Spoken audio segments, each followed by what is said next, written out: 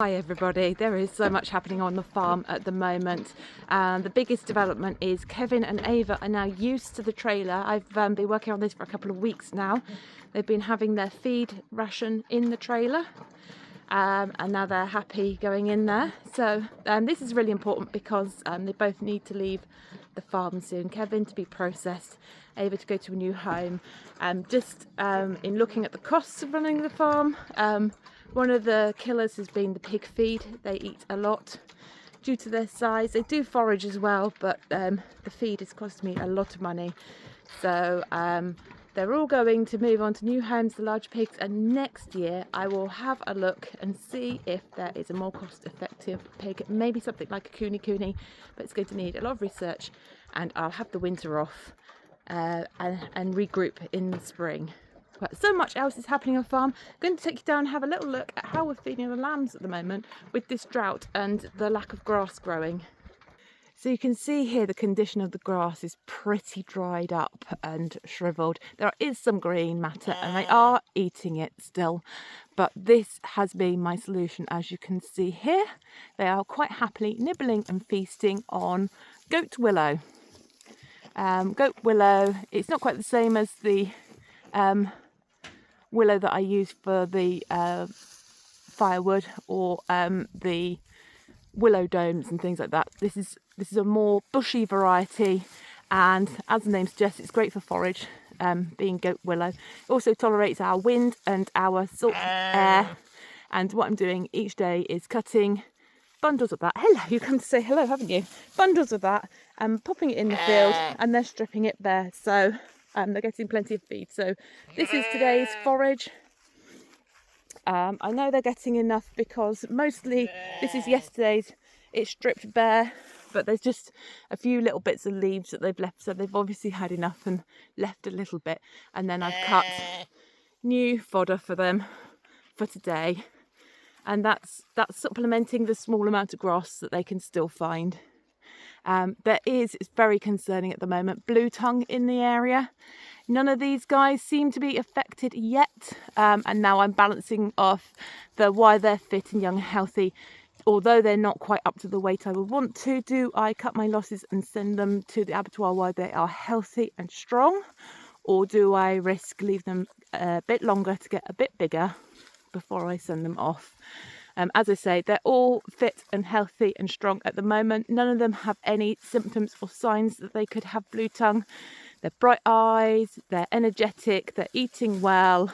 There are no coughs or sneezes or labour breathing or wheezing noises or any indication that they might have blue tongue. That is my thoughts. Do I send them slightly smaller to the abattoir while they're healthy, or do I risk going on? The blue tongue outbreak is in the same valley as I'm in, so it's a tricky one, guys. Okay, so what else has been going on the farm? Let's go have a look. There's been lots of harvesting going on in the gardens. So the perennial garden is looking absolutely wild at the moment. It has grown, and there are some areas where I've taken the beds and put down new layers of compost and seeded, and I have got patchy growth. The difficulty I'm having with this garden is the pheasants are loving to dig in here. So as you can see, there is a lovely row of carrots here, but it stopped with a little bit of a nest, and then the rest of the row is missing. So those have been dug up by the pheasant, and then you get the odd carrot growing in a strange place where the seeds have been deposited in the wrong place. I do have a few beetroot here and there, and I've even got a few turnips over there. A lot of what the pheasants are looking for are actually the seeds I've sown. So they've eaten a lot of the seeds. I sowed this entire bed and there's not a lot coming up here. I do have here, and I think those are my swede coming up, but then again it ends in a little nest that a female's hollowed out, and again there are some seedlings in a row here, and then they vanish, again dug up by the pheasants. So wins and losses in the perennial garden. What has been fabulous has been the rhubarb all year. Fantastic. Now finished harvesting that because we're at the end of the season. I've got some squash plants that are coming on nicely here. I've actually got a courgette on that one, a little squash. Some of them are doing really well, some of them not so well. I think that depends on the variety. My kids muddled up all my labels. I came and bought them and they're all labelled, and I put them in their places according to what they were. And these were meant to be the sprawling regular pumpkins, and as you can see they're quite bushy and got squash, and I put a bushy what I thought was a crookneck squash up in the top garden. It's turned out to be a giant pumpkin. It's smothering everything, but we're just letting them muck on. This is the only corn that didn't get eaten by the pheasant. Very few stalks, but I plan to keep these corn heads and save the seed, because this is an heirloom variety and it's a multicoloured ancient variety, so I would like to keep the seed and try that again for next year. What else have we got harvesting? The bunching onions are doing really, really well. Some of the dahlias are looking absolutely stunning. The artichoke that I've allowed to go to flower, it's looking absolutely stunning there, and the bumblebees are loving that. I zoom you in so you can see the bumblebees. There we go. I've got some dahlias to dead head over there. They're doing really well. Another squash. Really impressed with how the ochre is growing. Thank you, Stella, for sending me the ochre. I won't know how good the harvest is until I dig it up later in the year. And the catmint. This is not very often spoken about. Catmint, it does have a strong aroma, but my goodness me. Sorry, I was just looking. Ooh. But my goodness me, the amount of biomass it produces. I cut this right down to the ground just 3 weeks ago, and it's already up and flowering again. It has been even more robust in this drought condition than the comfrey. The comfrey is looking, as you can see in comparison, really sorry for itself, and it's only just over the way. This is smothered with bumblebees, so catmint. If you want biomass, I would recommend catmint. That's a new one to me. I hadn't realised how much biomass I was going to get from that. Lovely ground cover sage that's spreading. As I say, I need to deadhead some of these dahlias. They are looking stunning, though. That flower's gone past its best, but you can see how gorgeous that has been. I'm still collecting seed. This is lettuce. The verbena is looking awesome. My sunchokes are sunchoking, even in the pathway. The autumn raspberries are coming along nicely. And this monster, which is taller, much taller than I am, at least another 2 feet taller than I am, is tree spinach. And it is just producing and producing. I prefer it wilted than raw, but it's nice. My catmint is taking off. My sorrel I haven't harvested this year. It's first year sorrel, but that's doing really well. That will come back next year. Right, let's go have a look at some more things in the vegetable garden. Just as we're walking by, that sausage and Bogart. And again, I've made the decision they're both going to go for sausages and bacon, because I'm not keeping the larger pigs. To save money, I think I might change breeds, but there they are, those two cheeky boys. Right, vegetable garden. So overall, it is a riot of plants, and I've let everything on purpose be unpruned, so I've got more ground cover to shade the soil from the hot sun. Where I do have gaps is where I've harvested, but as you can see, straight away replanted again. I think these are kohlrabi. They have done really well for me this year. We've just got some carrots coming up there, little tiny carrots. Everything needs a really good water day. I think that's more kohlrabi again. But everything is looking really, really robust and vigorous. I haven't pruned my tomatoes again. Just let nature take its course, because the soil would just dry out so much if I hadn't covered it and let the tomatoes sprawl. I don't usually get tomatoes because I haven't got any indoor space anyway. So if I don't get tomatoes, I don't get tomatoes. But I think some of them are going to ripen and are looking quite green and healthy. The kohlrabi have been really, really delicious. Some of them have split, but I've got quite a lot of really nice looking kohlrabi in there as well. Loads, so much Swiss chard. It's ridiculous. And again, I've got a few more rows of seedlings to put there. Really thick biomass on the uncovered areas. And I did say something there, I don't think it's going to come up. I'm really excited by this. This is my butternut squash plant, and I do have butternut growing on it. And my beans are doing really well. I'm not going to bore you terribly with the whole tour of every single item on here, but this mass you see in front of you is a single pumpkin plant, and you can see what I mean by it's taken over. It has just grown ridiculously, but it is shading the soil. I have checked on the things growing in between, like the leeks. They are growing really nicely, so I'm going to leave it.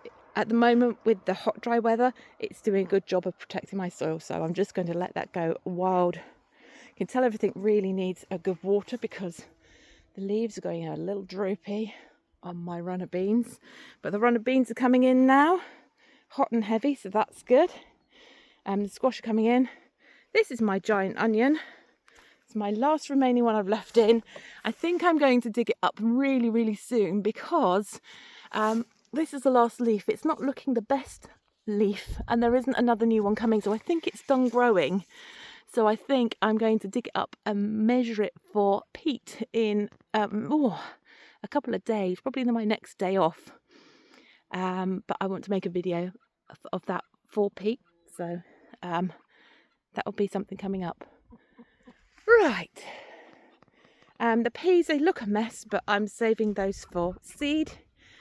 And there's a lot of wild stuff going on down that row. That's my chaos bed. I'm saving loads and loads of things for seed.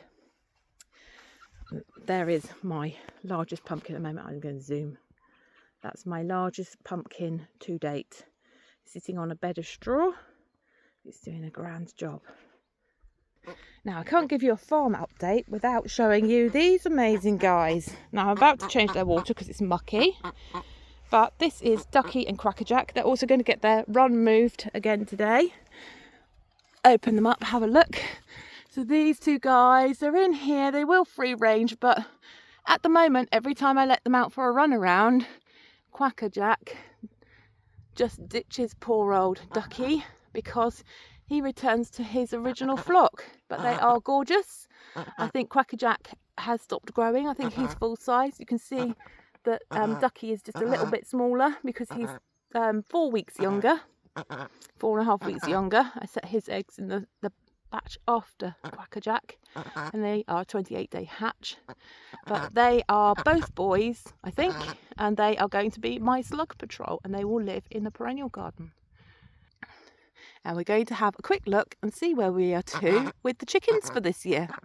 Now, I have mixed my Rhode Island Red and my light Sussex together because the male that was with the light Sussex was treading them too heavily. They were getting quite strips of their feathers. Seems to still be happening a little bit, and I have a feeling that that's henpecking from the other hens as the two flocks have merged. So I've separated them out a bit, but they're looking a bit bald at the moment. But the other male, I've still got him because I still need him for breeding.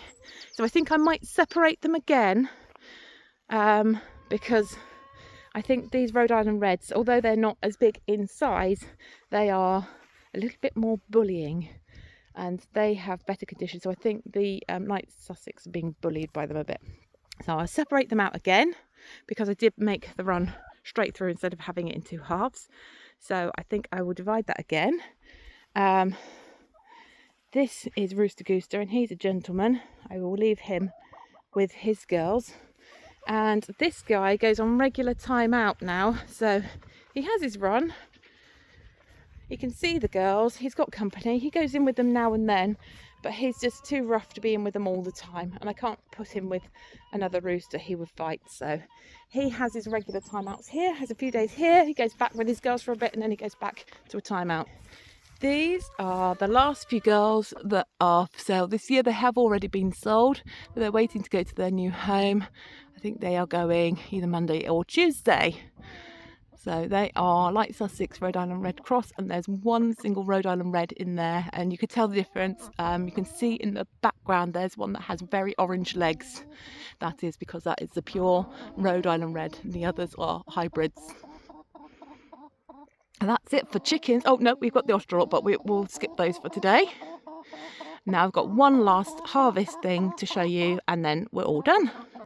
Okay, this is my potato patch. Now this was dug up and most of the potatoes were eaten by Kevin, and then I replanted some store-bought potatoes at the bottom, and they are still growing strongly.